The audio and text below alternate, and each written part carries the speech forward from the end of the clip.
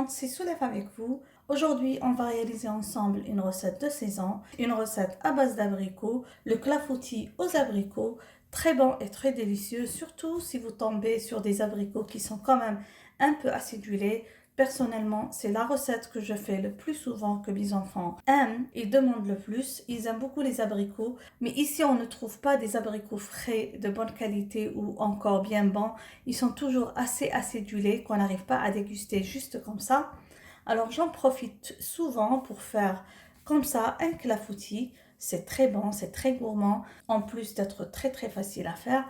J'espère que vous allez aimer cette réalisation qui se trouve sur mon blog depuis des années, que j'ai adopté, que je trouve la meilleure. Alors suivez-moi pour avoir les détails de cette réalisation. J'espère que vous allez réussir la recette et n'oubliez pas, si vous avez réalisé une de mes recettes, envoyez-moi la photo sur mon email amourdecuisine@gmail.com. Pour les ingrédients de cette réalisation, on va avoir besoin de lait, on va avoir besoin d'un peu de maïzena, d'un peu de farine, de beurre fondu, de sucre, d'abricots frais, de levure chimique et la pâte à vanille. Vous pouvez utiliser les grains d'une gousse de vanille fraîche ou du sucre vanillé. Pour les abricots, je vais commencer par les laver et les couper et je vais prélever un peu de ce sucre, saupoudrer les abricots avec pour diminuer un petit peu de leur acidulé et directement on passe à la préparation de la base. Je vais commencer déjà par allumer le four à 180 degrés. On va commencer par préparer les abricots comme je vous ai dit. Voilà, les couper en quartiers comme ça.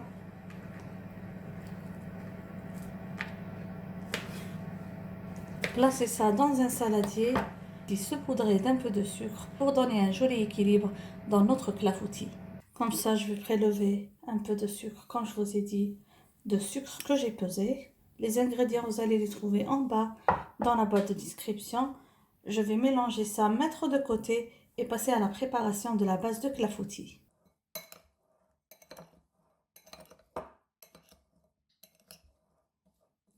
Là, on va commencer par fouetter les œufs avec le sucre et le sucre vanillé.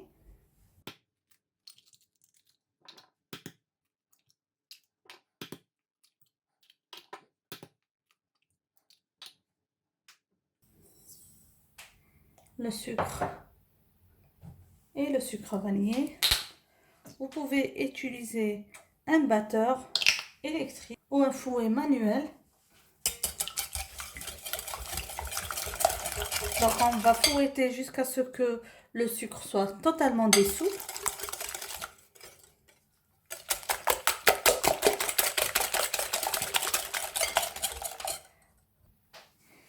On introduit maintenant la farine.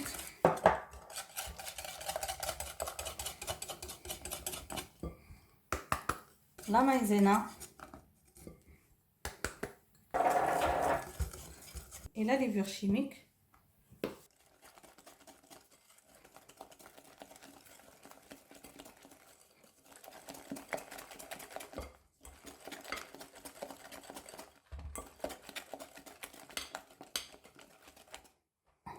On s'assure qu'on n'a pas de grumeaux, comme vous voyez.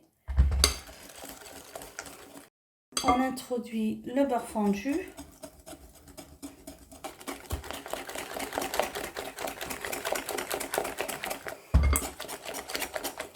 Voilà.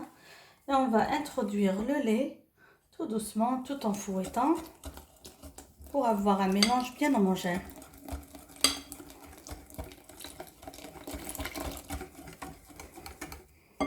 Comme vous voyez, c'est une recette de toute facilité, pas besoin de gros moyens pour la faire.